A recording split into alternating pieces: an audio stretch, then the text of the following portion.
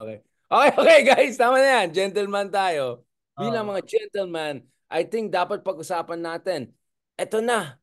Mark, gusto ko makuha yung ano mo, sagot mo bago yung mas mahabang sagot ni Ronald. Eto, nilagay na si Baste at si Ben. Ben and Bass. Bass and Ben. B&B. Di ba? Nilagay sila dun sa survey na Okta. Ibang klase. Si Ben nag-number four. Ang taas ni Ben Number Tulfo. 4. Abandoned warehouse. Number 4. Number 4 si ano, si abandoned warehouse. Ang taas, nakakagulat. Pero I think Antas! it talks, Antas! it shows more about yung strength ng Tulfo brand eh. Yung strength ni Rafi Tulfo. Na kahit yung kanyang pangatlong kapatid na papasok, nasa top, Controversial. top 4. Anong number si Ben? Top 4, top 4. 5 ba? 4. 4, di Number ba? 4. O Of talaga course. mag-iisip na yan kung paano tumakbo. Ngayon, ang para sa akin, ang issue na lang nila, paano palalabasin na hindi naman masyadong na dalawa-dalawa silang tatakbo. O Oh. kaya maaring itong si Ben ang nandoon sa side ng mga DDS, si Oh, magagana. Erwin ang There nasa with more admin. admin. Oh. Para Jinggoy JV, 'di Oh. ba? Jinggoy Oh. JV, tapos nakalusot pareho. O kasi mukhang magkaawa yung magkapatid, si The Good One tsaka si The Sexy One, 'di ba? Pero dito, may Depende on isang may one isang versus ano. may isang admin, may isang DDS, o pwede na kami tumakbo pareho. O, tapos kung Pero mananalo sila pareho, di may T3 sa Senado. O, maging tatlo T3. sila. Rinig ko Tatlo nga si sila. Ronald. Ronald, rinig ko nga yung kuya nila. Sabi niya, wait lang, wait lang. Wait lang. Akong nauna dito Bakit kayong tatlong tumatakbo dyan? Di ba? Parang halos shoe-in na silang lahat. In fact, interestingly, bago natin pag-usapan si Baste, parang delikado na si Aimee ngayon Medyo barely top 10 na si Aimee Medyo papunta na siya dun sa... In fact, I think Isko, Aimee and all are halos the same, di ba? Parang number 9 onwards. And si Doc Willie Ong, di ba? Parang naging sobrang competitive pala ito pag tumakbo rin si Ben Tulfo. Now, Baste is a bit lower, but if the tatay doesn't run, dahil siguro si Kibuloy pa rin ang matupag niya, akit for sure si Baste. So, crazy tong race Biglang, even Ivy is not very sure dito. Sir Ronald, ang basa mo dito? Ben number 4, Erwin still number 1, Baste potentially moving off if Duterte not coming in, Amy barely in top 8, top 9. I mean, what's going on there? Well, una, kung titingnan mo yung mga surveys sa presidential, halos hindi magkaiba. Yung Okta, yung Pulse, no? Kung titingnan mo yung survey sa Senate, Okta, Pulse, Tangere, tapos may WR pa na bago, no, etc. SWS. Medyo maliban sa mga tulpo, merong differences dun sa last 6, no? Yung last 10, no? Yung last 6 at saka yung 4 labas ng 12. Medyo significant yung difference, no? Yan kasi ay dahil kung yung sinesurvey mo ay county lang, halimbawa president, vice president lang, mas accurate. Kung masyadong marami katulad ng Senate, mas less accurate. May changes maliban do sa top 3, no? At kung lalong mas marami katulad ng party list, lalong mababa yung accuracy, no? Kaya halos parehas yung survey sa presidential, tapos medyo medyo medyo may difference sa Senate, lalo na kung papasok yung party list, no? Yun muna to set the term of reference. Ikalawa ay itong sa survey na ito, may differences dahil yung halimbawa, yung Okta naglabas ng survey about yung approval rating ng gobyerno. Approval rating specifically ni Marcos at approval rating ng mga Duterte together, no? Kumbaga, ngayon lang ako nakakita ng ganong survey na the Marcoses together, the Duterte together, the opposition together, at lumabas yung mga ayaw sa lahat, no? So yun yung difference siguro sa Okta at saka sa Pulse at saka SWS. Parang wala akong nakita ng ganong survey ang Pulse at Ano saka daw yun special request yung survey niyan at saka yung questions and all, designed by the client. So, minimal yes. yung kanilang intervention kaya medyo kakaiba. No, I want to talk in the next episode separately yung 45% na either independent or undecided. I think that's a big, big Yes. thing. Aside from 4% dun Yes. sa tradisyon. But etong Tapos 30% versus 21%, ang pinakamalaking tanong ko sa inyo, sino yung 1% na Ilocano na pro Duterte pa rin? Kasi siyang demographic subgroup eh. May 1% na Ilocano. Sabi ko, hanapin ko itong mga to. Sino itong mga 1% na yan? Kasi wala akong Baka yung nakita eh. mga kababayan mo sa Baguio. Ito mga kababayan natin sa, sa Davao na third generation Ilocano siguro, di ba? Baka ito yung mga yan talagang may mga maladigong pa rin na 1%. How dare this 1% na Baka may nandun? Ilocano na tumira na sa Mindanao o ano, baka lumipat Matagal na. na. Maraming mga Oo. kapampangan doon eh, yung mga hook balahap na Yeah. huli nung Correct, correct. nandun din nila eh, sa Southern Mindanao eh. Kaya marami nandun. At kanya na, well off na sila ngayon dahil General Santos, marami dyan eh, mga kapampangan, yung mga hook balahap na hinahuli nung anti-insurgency noon. Pero sa tanong mo dito sa Senate, hindi ako magugulat kung si Mon Tulfo ma-inspire at ma-encourage na tumakbo rin, no? Diyan. Pero Ako na. tingin ko, Mark, sila, yung tatlong Tulfo, clearly nasa administrasyon. No? Tingin ko hindi lalaro si Ben na lilipat sa kabila. No? Boss, Tingin ko si talagang Boss. nasa sila. Si Magastos. Although may differences din yung yung mga magkakapatid na yan. No? Yung isa mas malapit dito, yung isa mas Meron malapit din, meron dito. din. Oh, may Pero ganun kasi pa. ang pangit tignan eh. Oo. Pero Ang tama. pangit tignan isang ticket, Parang magkasama bakaw, kayo gano'n. magkapatid. Oo nga. Oo. Pero tama ka, Mark. Ang mahalaga kasi dito yung brand nila eh. No, parang walang pakialam kung sino tulpo yan eh. Basta yung tulpo brand, nakadikit sa Mm. lahat. No? Yeah.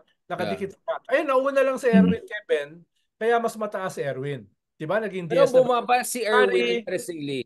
Pero Oh. bumaba siya ng 18 points nung nilagay si Ben. So, ibig sabihin, may pagka-splitting effect pala ito. Na if you put one Tulfo, halos sure na mag-number 1 yan. Once there's two Tulfo, bababa yung sureness. Ngayon, halos magtatay na si Erwin at Erwin Tulfo at saka si Tito Soto. May chance Baka naman. yun yung DDS eh. Mm. Kasi dahil admin si Erwin, mawawala ng mga DDS na Pupunta voters kay yan. Ben. Lipat kay Ben. Punta Oo. kay Ben. Kasi mas Tulfo pa DDS rin. to kay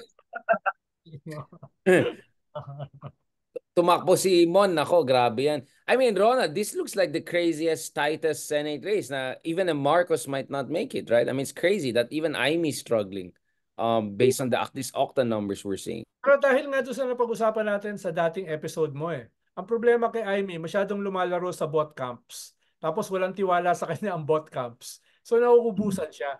'Di ba? Yung balat sa kanya ni Baste, Alam saan pupulot.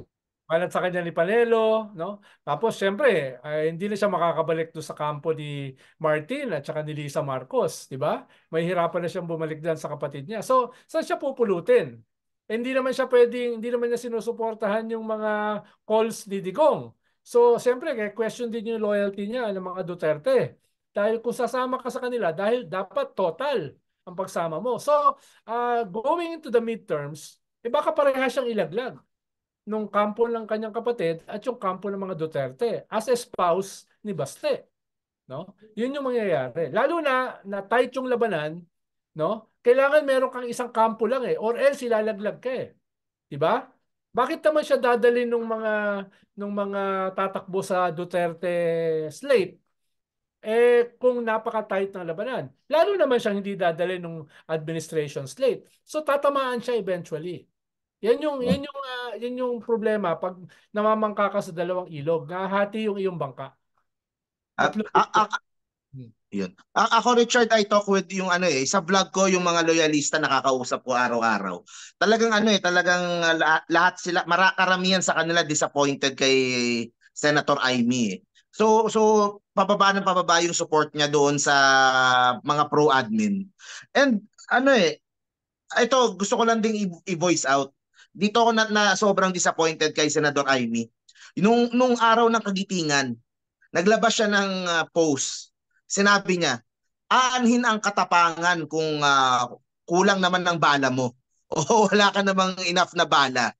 Para sasabihin niya yun sa araw ng Malatatay kagitingan mag-isip. pa mismo. Aanhin mo daw yung katapangan. 'Di ba? Kailan ba sa history natin na marami tayong mga armas, maraming mga bala yung mga nag-aano sa atin, nag-aaklas na Pilipino, 'di ba? So, kadalasan nga katapangan lang ang meron. Sila Andres Bonifacio, sa gera sa Amerikano, gera sa Hapon. Tapos sasabihin niya, aanhin mo yung katapangan kung wala Mark, ka namang bala o Coach kulang Chot naman yung bala mo. Reyes. So, Coach Chot Reyes, pakisama dyan. Coach Chot Reyes, dun sa Courage, Katapangan. Puso. So, walang bala, walang diskarte. Yun na nga. Kaya itong si Senadora Aim, nung una, hindi ko talaga maintindihan bakit ganyan Senadora Aim. Iniisip ko dahil kay Lisa, iniisip ko dahil lang para protektahan yung mga Duterte. Pero more and more habang nakikita ko, habang nagsasalita siya, it's getting very clear na ang issue lang naman talaga between her at saka sa kanyang kapatid ay foreign policy lang. Yun lang eh. Kaya Hindi siya eh. tumataliwas kay Yun PBBM eh. talaga, alam natin, mas malalim to eh. Sibling issue yan. Hindi nga, yun nga, akala ko nga yung personal eh. Pero hindi. Hindi mas kumbaga mas matimbang pa tong issue sa kumbaga mas matimbang pa sa kanya yung foreign policy na difference nila kaysa sa personal o sa pamilya na ano. Charot So lang. yun ang Totoo ba hindi yan? na talaga kay Senadora Amy pababa eh. Sorry, Tingin ko, Mark. Tingin ko charot lang niya yan. tingin ko it's a combination of a lot of things. Pero tama yung sabi ni Mark na importante yung foreign policy. Dahil yung statement, nabasa ko yung buong statement ni Amy eh, nung araw ng kagitingan, no? Sinasabi niya, parang practically sinasabi niya, wag na tayong lumaban. Wala naman tayong panlaban eh. Wala naman tayong bala. Tapos Which is the Duterte school of thought. That's what yeah, Duterte was exactly. saying. Tapos sinisisi niya yung gobyerno dahil hindi tayo inihahanda. So in one sense, pinabanatan niya yung gobyerno dahil hindi hinahanda yung defensive capability ng ating military. Pero at the same time, sinasabi niya, parang wala tayong laban. So makipag-usap na lang tayo. Eh, ang tagal-tagal na natin nakikipag-usap eh. At sa pakikipag-usap natin, nagkaroon ng status quo na nandun na sa ating EEZ, yung China. Yan yung resulta ng ating Hindi niya pakikipag-usap. gets yung leverage. Hindi niya gets yung bargaining chip. I don't know paano naging foreign affairs committee chair yan. Wala nang relevant publication or any kind of legacy yan sa foreign policy issue. So anyway, sana Sabi ko maglagay nga, siya ng tao na may alam talaga ng oh, kahit paano.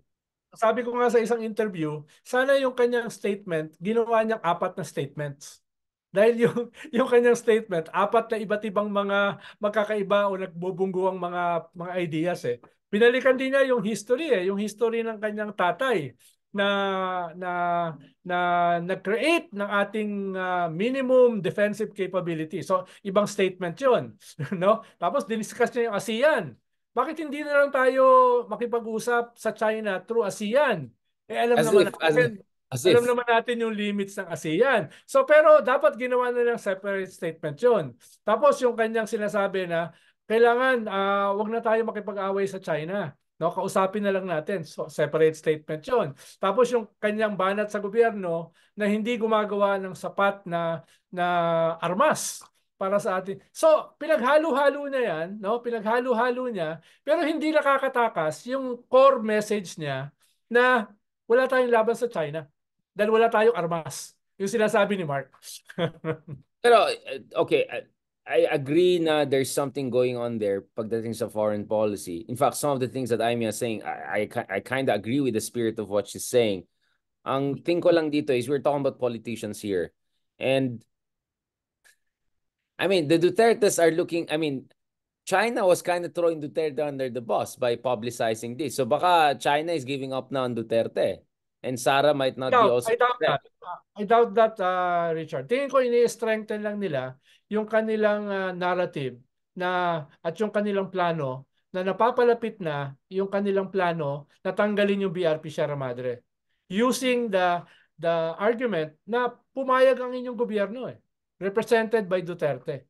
Hindi pwedeng bawiin yan. Ganun niya kanilang narrative ng China. Hindi pwedeng bawiin yan. Whether yan ay gentleman, oral, no? Meron kayong agreement, no, na pinagkasunduan. Or actually more like kung may nangyaring masama, kasalanan yan. Kasi kayong nangako eh. We stood back of the bargain. So whatever, if something goes wrong, kasalanan yan. So essentially, shifting the blame.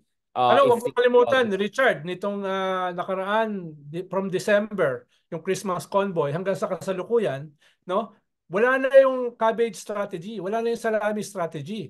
Ang nasa harapan na ngayon ay Navy. 'Di ba? Yan yung sumalubong sa Christmas convoy. Last 2 months ago, for the first time, may Chinese Navy sa Scarborough. Never pa yung nangyari simula nung tension ng 2011.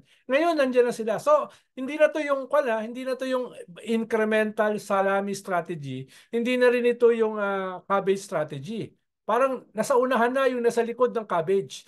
No, nandito na. Siga strategy. Medyo Yeah, cabicide is essentially you're referring to they'll use first militia, then second layer Coast Guard, last resort yung Navy nila. Pero ngayon parang wala na, bardagulan na.